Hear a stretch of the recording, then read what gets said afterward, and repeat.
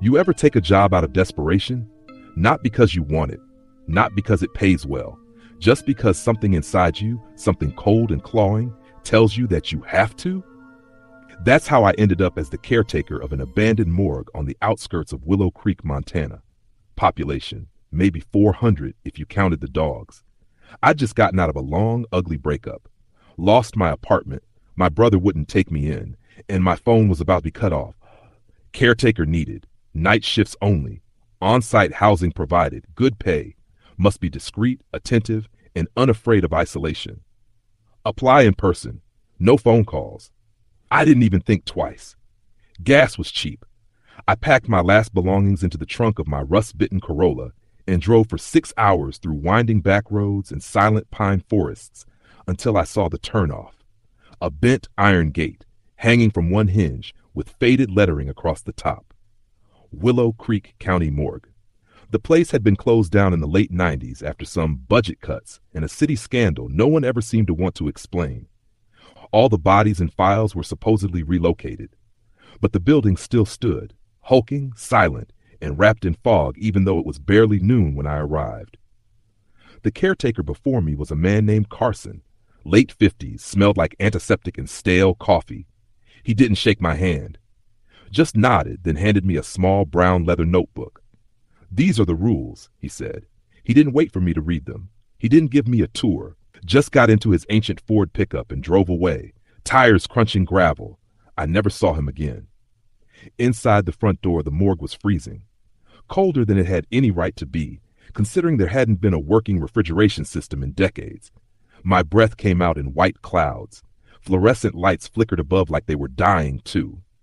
The main hallway was lined with metal doors, body storage units, old and rusted shut. Most were marked with masking tape and names in black Sharpie, nearly worn off. My room was upstairs, in what used to be the staff break room. It had a bed, a mini fridge, a desk, and one of those clunky black and white CCTV monitors showing a live feed of the facility. That night, I finally opened Carson's notebook. There were only 7 rules. 1. Never enter the freezer after midnight. 2. Always count the body drawers at the start of your shift. There should be 42. If there are more, don't look inside. Just leave. Immediately. 3. You may hear knocking from inside the drawers. Do not respond. 4. At 3:17 a.m., the hallway lights will flicker. Hide under the reception desk and do not make a sound until the lights stop. 5. If you see the woman in white standing at the end of the hall, do not blink. She disappears if you hold eye contact. If you blink, she moves. 6. The intercom may turn on and play music. If the song is "You Are My Sunshine," unplug the system and pray. 7. Never ever look into drawer number 17, no matter what you hear. I stared at the list for a long time. Then I laughed, nervously. Carson was messing with me, right? Just some old guy with a twisted sense of humor. A way to haze the new guy. Urban legend stuff. But just in case, I read the rules again. I memorized them. That first night was uneventful. Boring, even. I walked the halls with my flashlight, checked the locks, and watched the security feeds like I was supposed to. The body drawers were sealed shut. I counted all 42. By 2:45 a.m., I was nearly asleep on the couch in the office when I saw something flicker on the monitor. Hallway A. A woman. Pale, long hair, white gown, just standing there, facing away from the camera. I bolted upright, grabbed my flashlight, but when I checked the hall, it was empty. Just the buzz of fluorescent lights and the hum of silence. I chalked it up to a glitch. Night 2 was different. I started my shift by counting the drawers again. 42, all accounted for, but drawer number 17 had a deep gouge across the front now, like it had been clawed. I checked the cameras every half hour. Around 3 a.m., the lights began to flicker. My heart skipped. 3:17 a.m., like the notebook said. I dove under the desk, feeling ridiculous. And then I heard it. Footsteps. Slow, wet. They echoed through the hallway like something dragging itself across linoleum. The lights kept flickering. A shadow passed across the frosted glass of the office door. It stopped. I held my breath. I didn't move. The lights went back to normal at 3:03. The footsteps stopped. I didn't leave the desk for 20 minutes after that. Night 3, I heard the knocking. Soft, rhythmic. Coming from drawer number 34, I told myself not to answer. Rule number 3, but it was so human. Like knuckles rapping, weakly, pleading, knock, knock, knock. I backed away, turned up the old radio in the office to drown it out. That's when the intercom clicked on, and the static gave way to music. You are my sunshine, my only sunshine. I froze. The song was warbling, broken, like it was playing from underwater. I yanked the plug on the intercom. The song continued. The drawers rattled. Something scraped at drawer number 17. I grabbed Carson's notebook and whispered the rules over and over like a prayer. Eventually, the music stopped. The noise died. I didn't sleep that day. I didn't even leave the office. By the 4th night, I wasn't questioning whether the rules were real.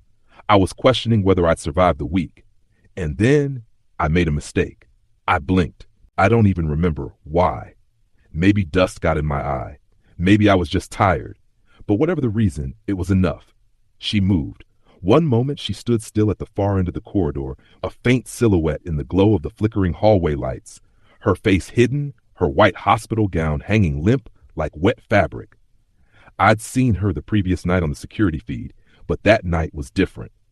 This time, she was real. She was right in front of me. The rules had been clear. Do not blink. She disappears if you hold eye contact. If you blink, she moves. Now she was 20 feet closer.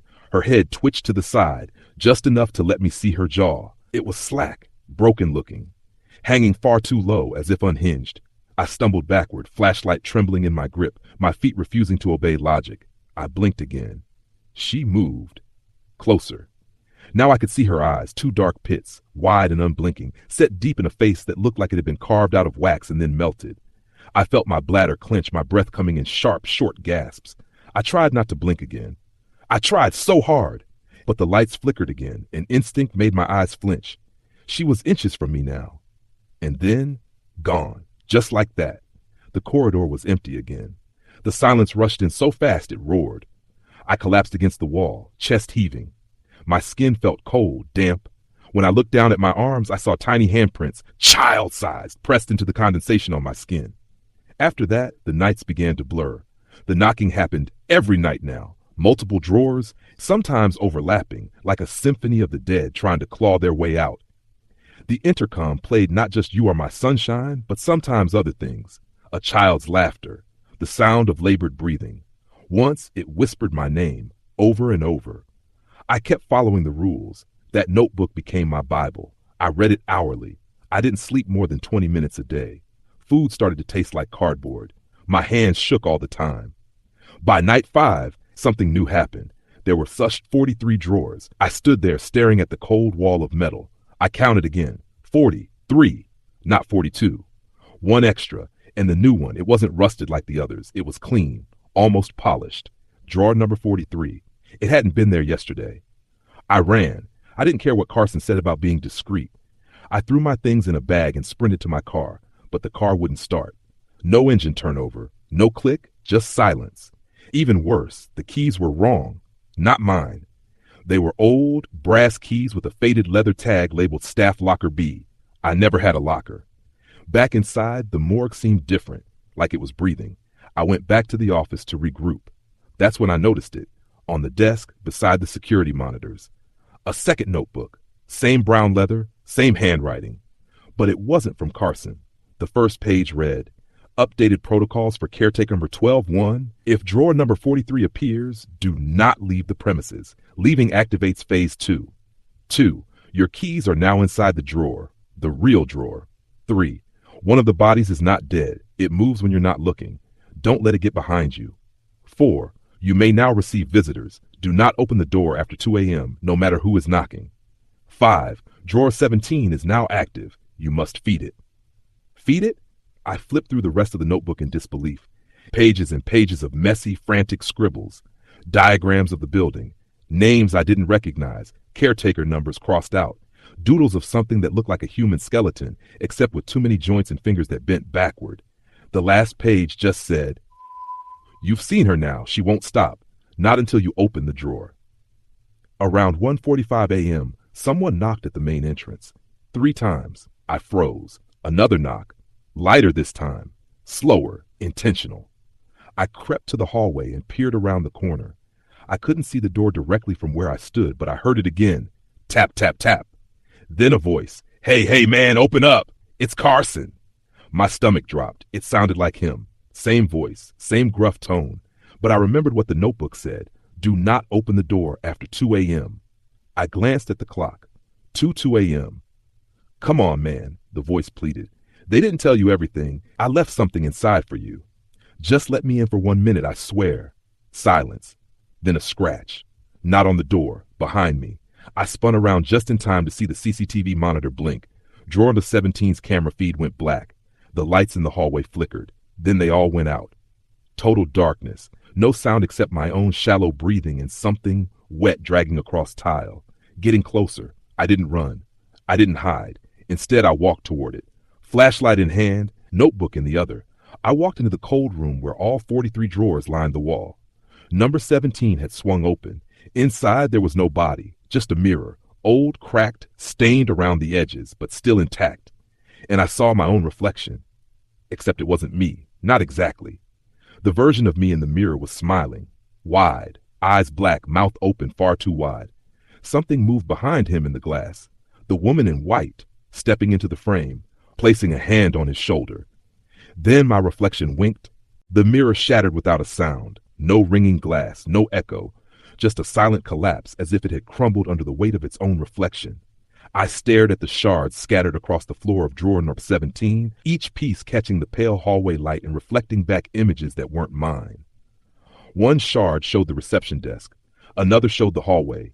A third showed the face of the woman in white. Her eyes stared back at me. I slammed the drawer shut, but it wouldn't close all the way. Something inside pushed back. I pressed harder, gritting my teeth. Then I heard it, a soft growl, like something small and starved, snarling behind the metal. Feed it, the notebook had said. Feed what exactly? I went back to the office and locked the door, sat down, forced myself to breathe. Whatever this was, I was part of it now. The rules weren't just rules anymore. They were contracts, boundaries, rituals to keep me alive. I opened the second notebook again and flipped past the first few pages. One line stood out in red ink. The longer you stay, the hungrier it gets. I glanced up at the screen showing drawer number 17. The feed was still dead. Static fuzzed across it like snow. Then I heard the knock, but it wasn't at the door this time. It was inside the building. 3 knocks, dull, deliberate, coming from the old staff locker hallway behind the main freezer unit. A place I'd never gone. The map in the notebook labeled it only as Section C. I grabbed my flashlight and a crowbar from under the desk. I don't know why I brought it. Maybe instinct. Maybe I just wanted to hold something solid in a place where nothing felt real. The hallway to Section C was lined with old, rusted lockers. Most were sealed shut. A few hung open, filled with moldy uniforms and name tags with faded writing. M. Greeley A. Carson's locker was half open. Inside I found a thermos, a Bible missing its cover, and another notebook. This one was older, torn, water damaged, but still legible. I opened it. They lied. Drawer number 17 isn't just haunted. It's a passage. It takes something from you every time you open it. Memories, blood, sometimes pieces. I fed it rats at first, then birds. But after a while, it wasn't enough. It wanted people. I left. I had to. But it still follows me. There was a photo folded in the back. It was a picture of a young girl, maybe 7, smiling, holding a stuffed rabbit. On the back was scrawled, "Forgive me, Ellie." I returned to the main hall around 2:30 a.m. The air felt thick, electric, like just before a lightning strike. My skin itched. My ears rang. Drawer number 17 had opened again. This time, it smelled like burned meat. I didn't want to get close, but I had to. The rules didn't say what happened if I ignored it. The notebook just warned, starving things break rules of their own. I peered inside. The mirror was gone. In its place was a bundle of black cloth, twitching as if something inside it breathed. I slammed it shut again and backed away, bile rising in my throat. That's when the lights went out. Total darkness again. No buzzing, no flickering, just void. My flashlight worked, but barely. The beam kept dimming, dancing like it didn't want to reveal what was ahead. Then I heard footsteps, wet, uneven. I turned toward the noise, heart pounding. At the end of the corridor stood a man. He looked like a caretaker, old uniforms that's blood-streaked sleeves. His head was cocked to one side, and his jaw was slack, just like the woman's. His eyes were milky white, skin stretched too tightly over bones. In his hand was a piece of raw meat. He held it out to me. I shook my head. He stepped forward, held it closer. His lips moved, but the words didn't match the voice I heard. The voice came from everywhere at once, distorted and echoing. Feed it, or it feeds on you. I didn't want to take the meat. Every part of me screamed not to. But when I didn't, the man lunged. I ran, sprinted back toward the office, slammed the door, and shoved the desk in front of it. He didn't follow. The next day, when the sun rose, everything seemed normal. The drawers were all closed. The power was stable. Even the office smelled like bleach instead of rot. But I knew better. It was all a mask. The morgue was letting me breathe before it squeezed again. That afternoon, I made a decision. I went into town. Didn't tell anyone where I worked. I knew better than that. But I asked questions, subtle ones, about the morgue, about Carson, about what had happened back in the 90s. Most folks looked at me like I was crazy. But one old guy at the diner, probably in his 80s, leaned over and said, "You're not the first boy to take that job. They call it the bleeding house. Used to be a processing center before it was a morgue. The county dumped more than corpses in there. Things they wanted forgotten. Cult stuff. Government contracts. Weird rituals. Blood had to be spilled to keep the land quiet." I asked him what he meant. He just said, "Some places you don't haunt. They haunt you." That night, I returned from the grocery store with a raw steak in hand. I didn't know what else to do. At exactly 2:59 a.m., I opened drawer number 17. Heat spilled out. It was breathing. The cloth bundle was gone. In its place, a mouth. Not a human mouth. It was round, vertical, like a lamprey's. Rings of jagged teeth moved in and out, shifting like petals. The metal walls of the drawer were gone, replaced with something soft and pulsing. Flesh. I tossed the steak inside. The mouth snapped shut, swallowed it whole, and let out a deep, satisfied moan that echoed through the corridor. Then the drawer slammed itself shut. The knocking stopped, and for the rest of the night, silence. At dawn, I found a note waiting on my desk. Typed, not handwritten. "Good job. You're learning. Next, you'll need to choose. One drawer must open permanently. One must stay sealed forever. Choose wisely." Beneath the note was a small envelope. Inside were 2 name tags. Caretaker number 13, Ellie Carson. Morning felt meaningless now. Sunlight didn't reach inside the morgue, not the real morgue. Sure, it touched the windows, spilled across the cracked tiles in the break room, glinted off the coffee pot like a fake promise of normalcy. But the place itself, it remained untouched. Like light refused to bless it. I stared at the 2 name tags. Caretaker number 13, Ellie Carson. The second one hit hard. Ellie, the girl in the photo, Carson's daughter. I was sure of it now. But what the hell was her name tag doing here? I turned the tags over. There was something etched into the backs, barely visible. One said, "Open." The other, "Seal." No instructions, no explanation. Just 2 words in the choice I've been warned about. One drawer must open permanently. One must stay sealed forever. But which drawer? Were they connected to specific numbers?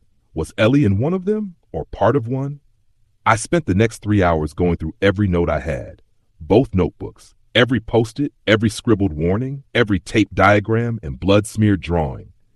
The only clue came from Carson's old book, where he wrote, "Ellie's voice sometimes comes from drawer number 9. I don't open it. I won't. She's not my Ellie anymore." That decided it. If Ellie was in drawer number 9 and Carson said not to open it, maybe that meant number 9 had to be sealed. But the open tag, that was still a mystery. I flipped through the updated protocol book again and saw something I hadn't noticed before. A faint bloodstain on the bottom of a page.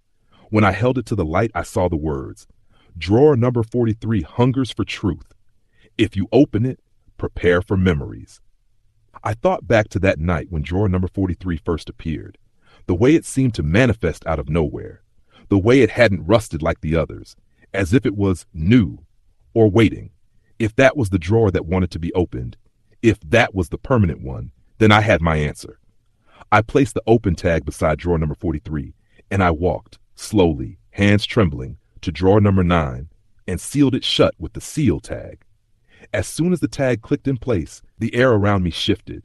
The building let out a low groan, a moan almost like something waking up from a long sleep, and the lights dimmed. At 3:06 a.m., the intercom buzzed to life on its own. A voice came through, not Ellie's, not Carson's. It was mine, but distorted, rasping, like someone speaking through a shredded throat. "Don't trust her. She's still in there." I backed away from the intercom, heart thudding. Then the hallway lights flickered once, twice, and drawer number 9 began to bleed. Thick black liquid poured from the sealed edges, coating the floor, spreading toward my feet like tar. I jumped back, slipped, nearly fell, but caught myself just before the wave touched me.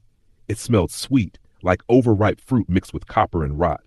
Suddenly, every drawer on the left wall slammed open, one by one, except number 9. That one stayed shut, but the others, they revealed things I never wanted to see. Bodies with no faces, faceless bodies that moved. Some twitched, some grinned with mouths where eyes should have been. One had its arms bent backward, stretching out toward me like spider legs. Another had my face, but with the jaw hanging open, skin pulled too tight, and black eyes wide with hatred. Then they screamed. All of them, dozens of them, screaming at once. It wasn't sound, not exactly. It was more like a pressure in my pressing down, vibrating through bone and nerve. I clutched my head and dropped to my knees, and then silence. The drawers closed, not slammed, just clicked shut, like nothing had happened. I couldn't breathe. I stood up slowly, dizzy, ears ringing, and then I saw something new. Carved into the wall beside drawer number 43, "She forgives you. Open it." My hands moved before my brain could stop them. I reached for the handle, expecting it to burn or vanish or scream, but it was just metal. Cold, heavy. I pulled. Inside was nothing. No body, no monster, no mirror, no meat, just a photograph. It showed me standing in front of the morgue, smiling, happy. Next to me was a woman I didn't recognize. Pale skin, dark eyes, long hair tied back in a braid, and a little girl.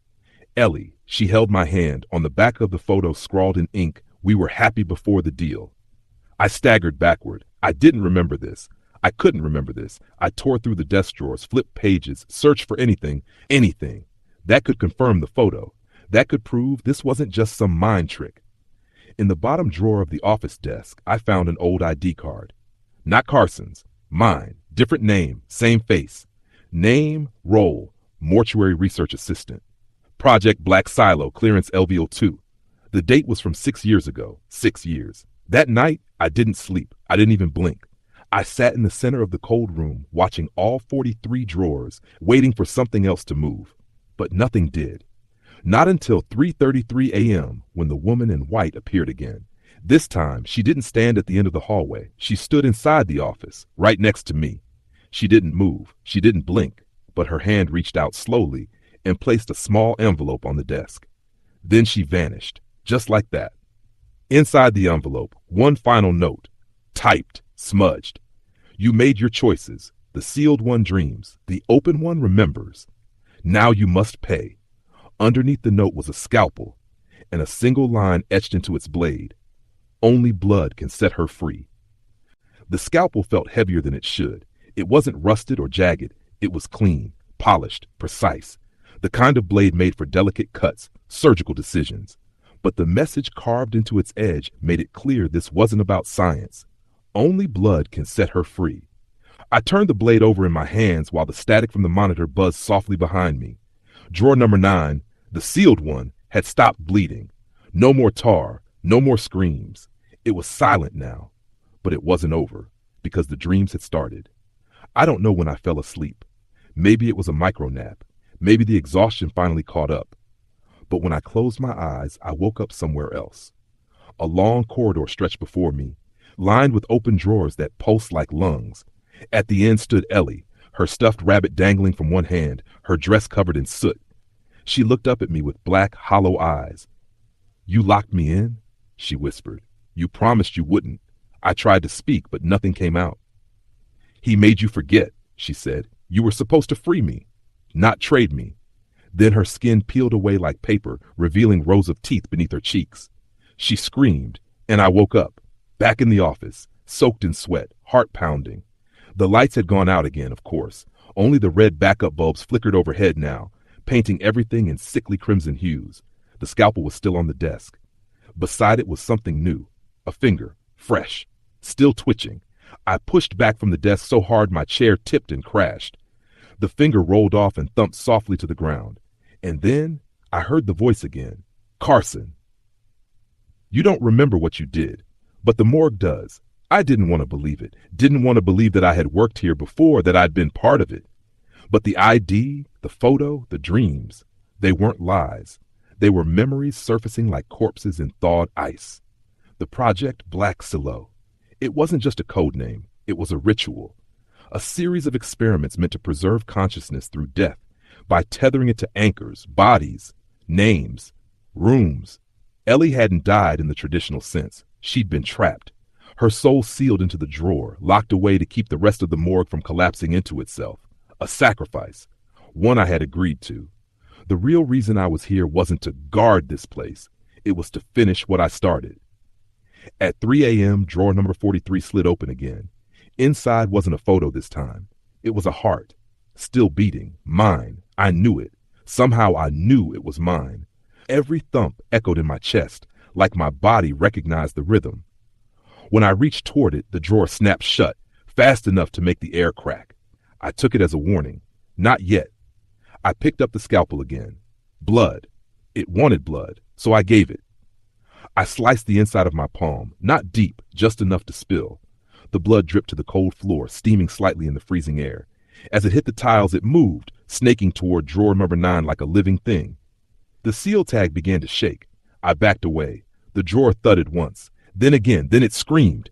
The same deafening psychic howl from before filled the room. Lights shattered. Screens exploded into sparks. My ears bled. And the drawer opened, but not on its own. Something pulled it from the inside. Fingers, small, broken. Ellie's hand. She clawed her way out slowly, dragging her shattered body across the floor, trailing black ichor and bits of torn fabric. I wanted to help her. I tried to move, but my body refused. She looked up at me. Her mouth opened, and she said, "You let him put me in here." I collapsed to my knees. Tears ran down my face, but she didn't come closer. She just watched. Then behind her, something slithered out of the drawer, a long shadow made of smoke and flesh and wire. It wore a caretaker's coat, but its face was a void. Caretaker number 12, the last one. He reached down and placed something in Ellie's hand, a tag.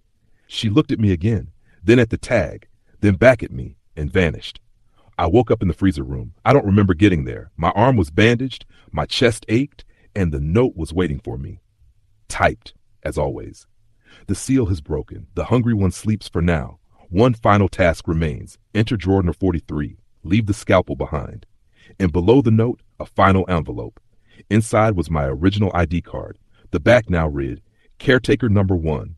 Drawer 43 was waiting for me. It hadn't moved, hadn't creaked, hadn't bled. But it watched me, if such a thing was possible. Every time I passed it, the air grew colder. My vision blurred. The world bent slightly at its edges. And now the message was clear. Enter drawer number 43. Leave the scalpel behind. There were no more notes after that, no more warnings, only the silent weight of inevitability. I stood in front of it, breathing shallowly. My palm still ached from the cut, now wrapped in soaked gauze. The scalpel sat on the desk, gleaming under a dim light. I wanted to take it with me. I needed to. But the drawer had rules, and I had broken too many already. I left the blade behind. And I opened drawer number 43. It slid out farther than it should have, much farther. The steel tray extended like a mechanical tongue, revealing a smooth black tunnel, impossible in size, spiraling downward into flickering, pale light.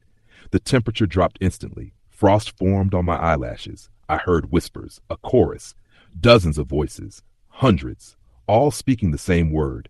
Remember. I climbed inside. The world twisted around me. There was no gravity, no sound, no sense of time, just motion, a slow pull downward, like falling through memory. When I finally stopped moving, I wasn't in the morgue anymore.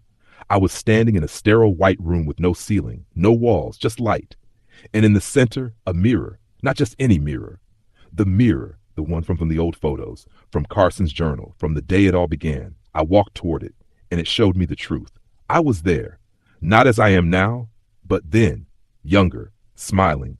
Standing next to Carson, clipboard in hand. Ellie ran between us, her laughter echoing off the linoleum tiles. Her rabbit dragged behind her. We weren't caretakers then. We were scientists, researchers. Black Silo wasn't a burial project. It was an immortality experiment. The drawers were never for corpses. They were vessels, designed to hold consciousness indefinitely. A new kind of sarcophagus for the digital age. We tried it first with strangers, then volunteers, then Ellie. She died in the fire. That's what the record said. But it wasn't a fire. It was a reset. We thought we could rebuild her. From recordings, from behavior, from DNA and code. And we almost did. But something came back with her. Something else. Not a ghost, not a demon, a debt. One that required payment, sacrifice, repetition. Caretakers weren't just employees. They were penance.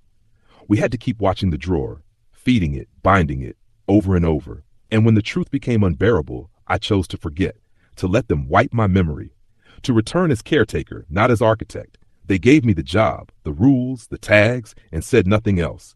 The mirror shimmered, the image faded, and I was alone again. Except I wasn't. Behind me, a figure stepped into the light. Ellie, whole, alive, but wrong. Her eyes glowed faintly, her fingers were too long, her smile too wide. "You made it," she whispered. "Now it's your turn." She held out a single tag. I looked down. I was wearing a caretaker coat now, a new one, unstained, pressed, with a stitched patch over the breast. Ellie walked past me to the mirror, touched its surface, and with a soft hish, it began to close, like an eye. "Someone must stay to remember," she said, "to keep it sealed, to pay what you owe." I understood then. Caretaker number one was always meant to be the final one. A full circle, a trap. The moment I accepted the role, I sealed my fate. Back in the morgue, if it was still the morgue, the drawers were all gone. The room was empty, except for the desk and a fresh notepad. I sat down. My hands began to write. Not because I wanted to, but because I had to. Caretaker log, entry number 1. Rules are simple. 1. Never open more than one drawer per night. 2. If a drawer opens on its own, don't look inside. 3. If you hear someone calling your name from inside the drawer, it's lying. 4. One drawer must remain open permanently. 5. One must stay sealed forever. These rules are not for your safety. They're for everyone else's. The door behind me clicked open. Footsteps echoed down the hallway. A new caretaker entered the room. Young, confused, clipboard in hand. They looked around and asked, "Where's the supervisor?" I smiled, picked up the scalpel and said, "You're early. Let's go over the rules."